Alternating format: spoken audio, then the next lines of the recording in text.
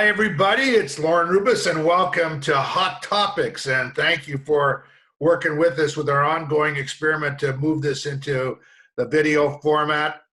And this week, the article is from Stanford's Insight magazine. It's called Eat, Sleep, Zoom, and it features Eric Yuan, the CEO of and founder of Zoom. And here's what I love about the article, why it means something to me.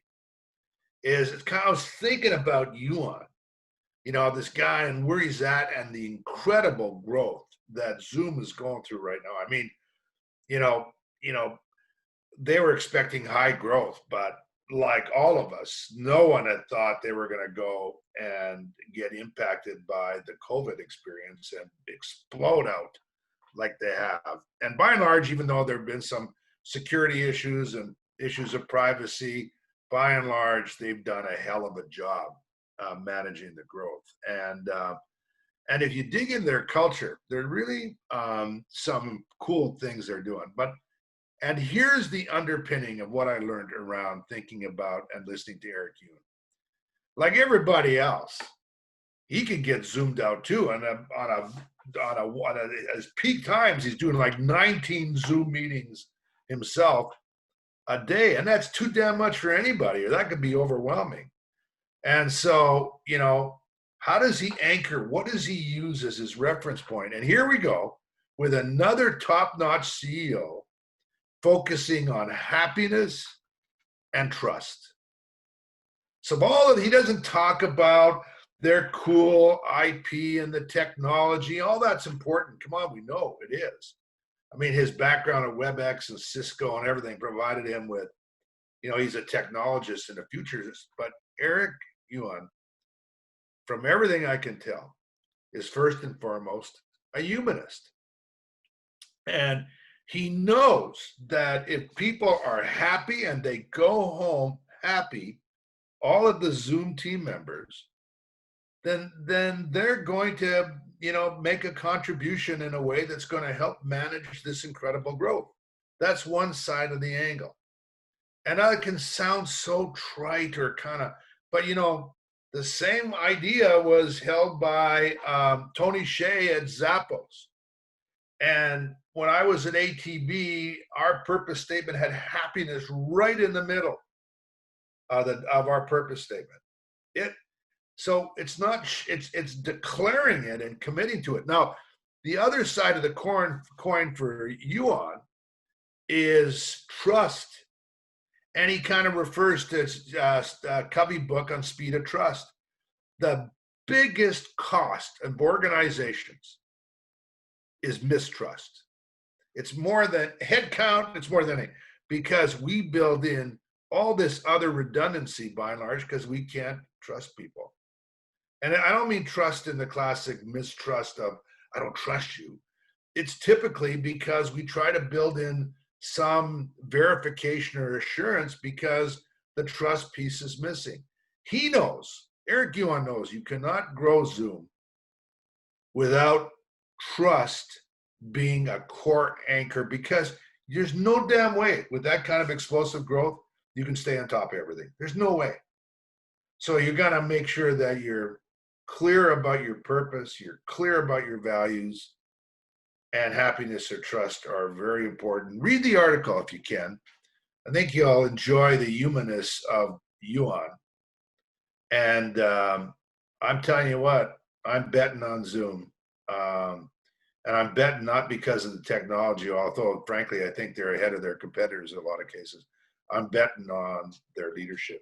I'm betting on their mindset. I'm betting on what they believe in. I'm betting on their purpose. Thanks. That's the first article. Second topic that we want to talk about is a New York Times article that got my attention. And it was about the idea of an awe walk, as an awesome walk for our well-being. And the inspiration for this was not only the New York Times article, but Garrett Rubis, my well-known partner in all this. And when Garrett was in Santa Monica, he would often call me, and I was always struck around. He'd be walking, and he'd go, "Dad, you wouldn't believe this sunset." and he would share with me, or, man, I'm just walking by on Santa Monica Boulevard and I just can't get enough of the palm trees. And then he would flash on those, and then we talk about them. And now he's in Austin. He does often the same kind of things about sitting in law at night and listening to the crickets and how beautiful it is, or just all the things that he does as he walks in his neighborhood. And that's kind of this. And I don't want to take a beautiful thing, but we're doing a lot of walks these days. Many of us, right? We're trying to get the hell out because we're sheltered in all the time. And those walks might even be becoming a little bit boring, or kind of, maybe starting to become a little bit more routine. And what this article refers to are the simplistic intentionality of groups of people when they focus on trying to capture all the small things, to be much more observant. And so, and they had a couple different groups, and I'll let you get into the article if you're interested in kind of how they use two groups and try to do a little science behind it. But what they found out is the group that really kind of took this beautiful simplicity and tried to find the awesomeness in their small things in their walk. The cool thing is that they began to, it was better for their well-being because of just this positive intentionality behind finding all the beautiful things that sometimes we walk by.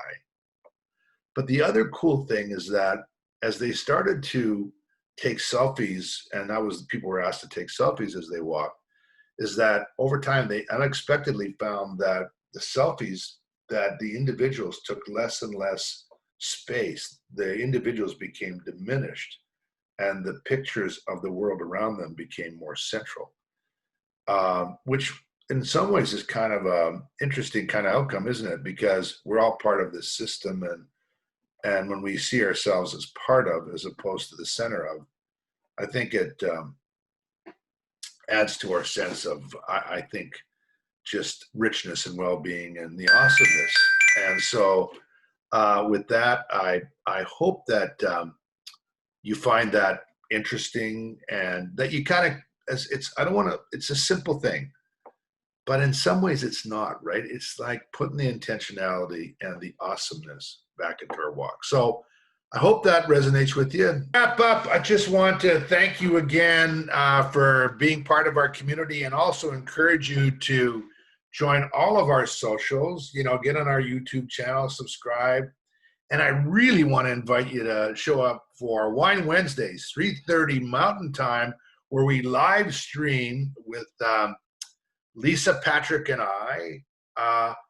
It's called, it's about uncorking culture, and we have some fun guests on it, and we've had great conversations so far. Dave Moore from ATB, the CEO of the wonderful company WD-40, one of the coolest companies in the world, frankly, and Andrea Mondor from Roar Transitions, and more to come. Hang out with us, man. It's kind of cool. Or subscribe and get them later if you can't join us live stream. And watch for Belongify and the launch of our new website. And we'll look forward to seeing you next Friday on another couple of hot topics. Thanks, and bye for now.